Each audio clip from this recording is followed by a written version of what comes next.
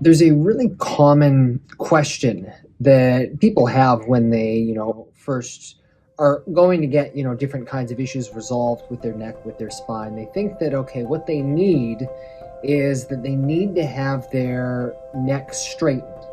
They need to have the curve of their neck improved. They need to have the kinks and the damage and the arthritis and all of that sort of stuff, basically, if you would, ironed out.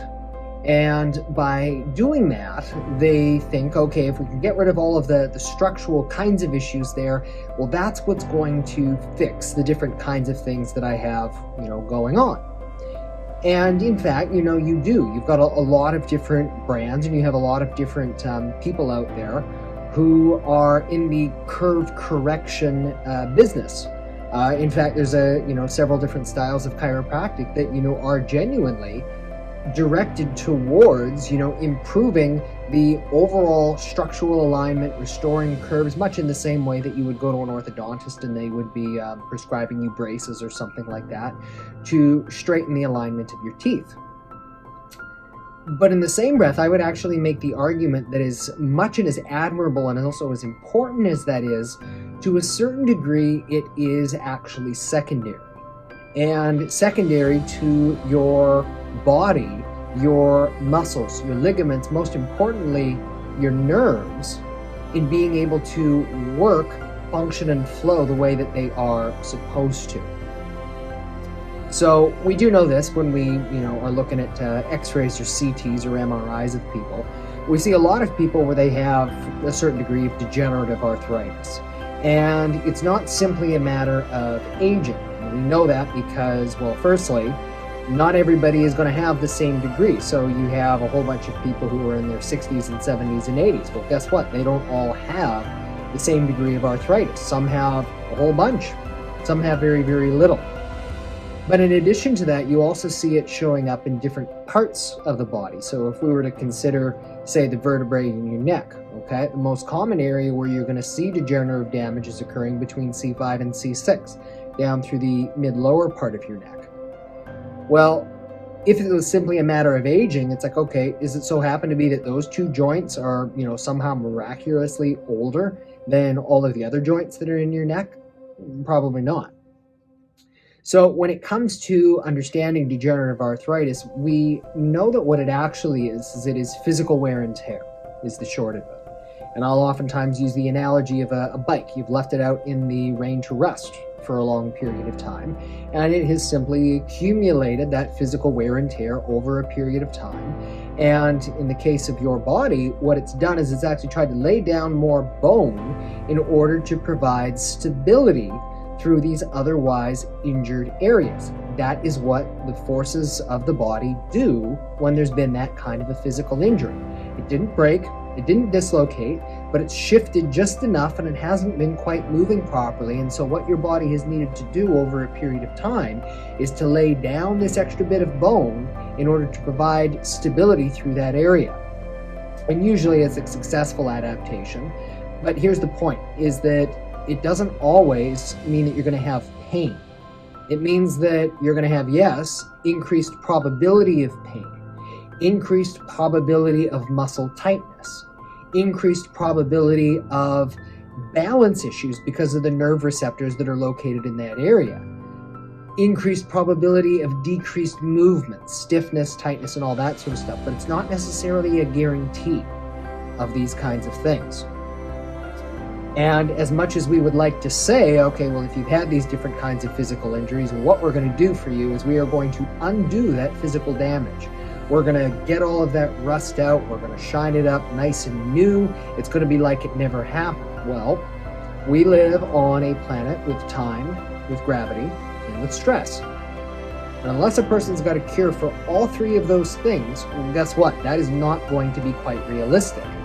And yes, even if our technology, maybe one day, but it gets to the point where you can start to replace with a carbon printer or something like that, the different pieces of the body so that, yes, this area's got the horrific damage and all of that sort of stuff, you can replace it.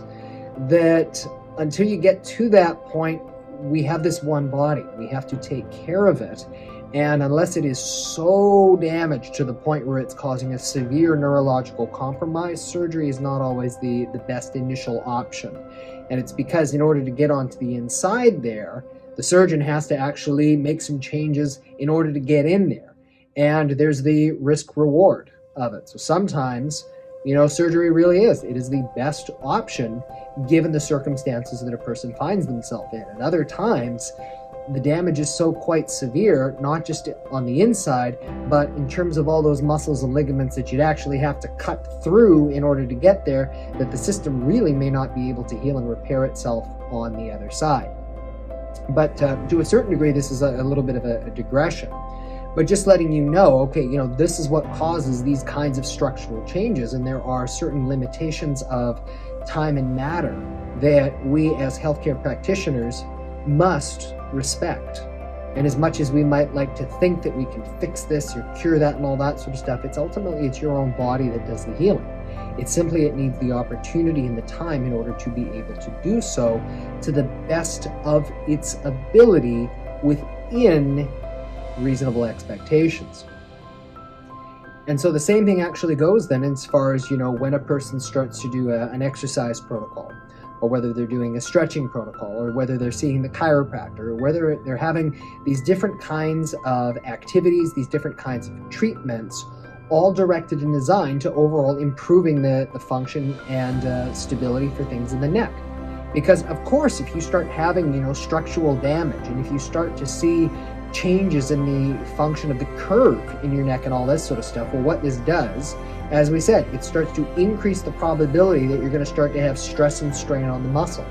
It's going to increase the probability that you have increased stress and strain on the ligament, and it's also going to increase the probability that you have additional stress and strain on the nerves, leading ultimately to progressive layers of damage. It starts out a little bit of muscle soreness, muscle tightness. Oh, I just need that massage.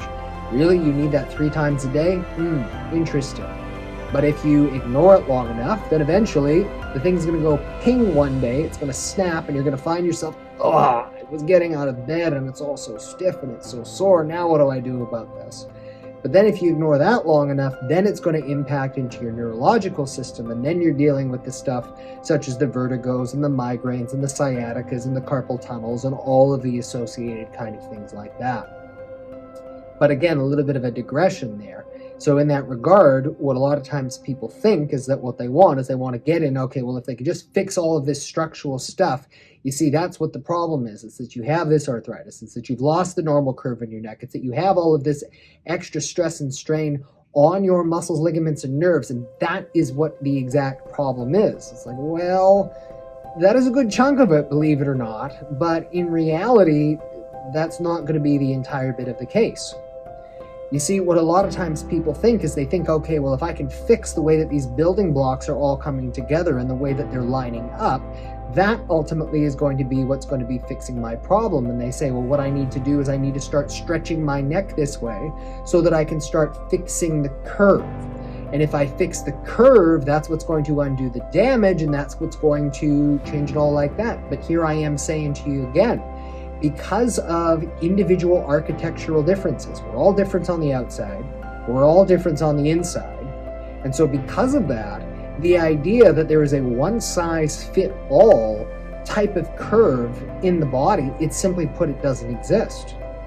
And so we might be trying to compare what we think we want, what is, quote, what we think is our normal, but that may not actually be congruent with either A, the types of damage and the injuries that we've actually had, but it also may not be congruent either with our own body structure and architecture. So what's important is first to understand, okay, well, based on the things that a person has actually experienced in the course of their life and also their individual architecture, what is possible for them? Because what might be their 100% possible may not be the same as somebody else. Somebody else, they may be able to get much greater improvement. Other people might be much less.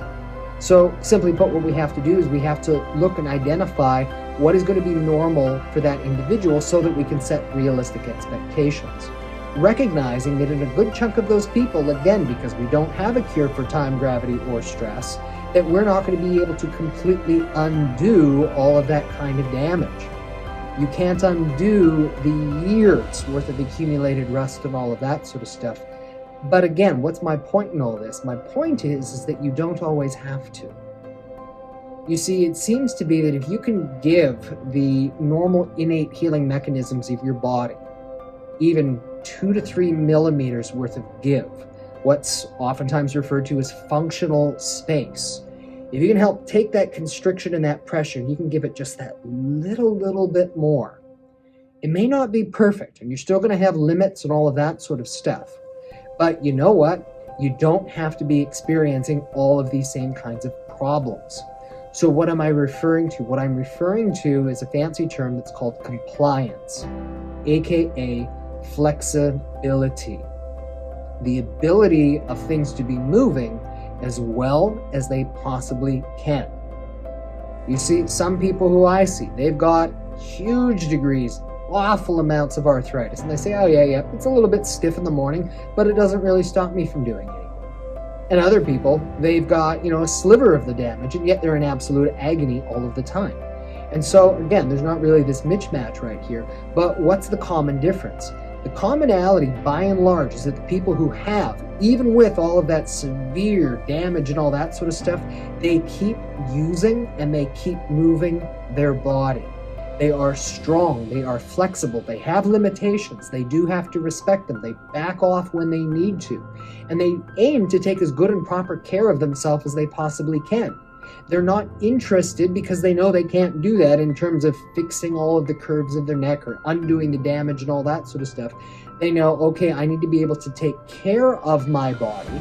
I need to make sure that all of the bits and pieces are working and moving as well as they possibly can. I need to make sure that I am doing my exercises or my activities and all of that sort of stuff, so that the system does not completely rust up. Because even if it is a little bit uncomfortable as I'm doing these kinds of things, the alternative, that is sitting on my backside and doing absolutely nothing, means that the whole thing is going to seize, rust, lock up, and then it's not going to move again. Then you're in a world of hurt. You're in a world of pain. And so it comes back again to this idea of flexibility.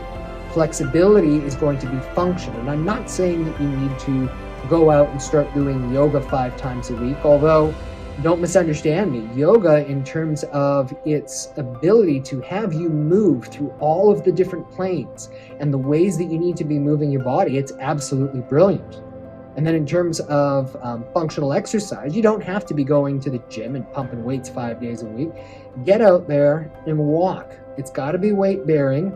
Walking, especially if it is on slight uphill kinds of surfaces, it doesn't have to be on a trail or a bush or anything like that, but even a street that's just got a couple little inclines, it forces you to have to use your body in all of these ways that keep it as strong as it possibly can, and also help to maintain the flexibility, that functional space, the mobility, as well as it possibly can.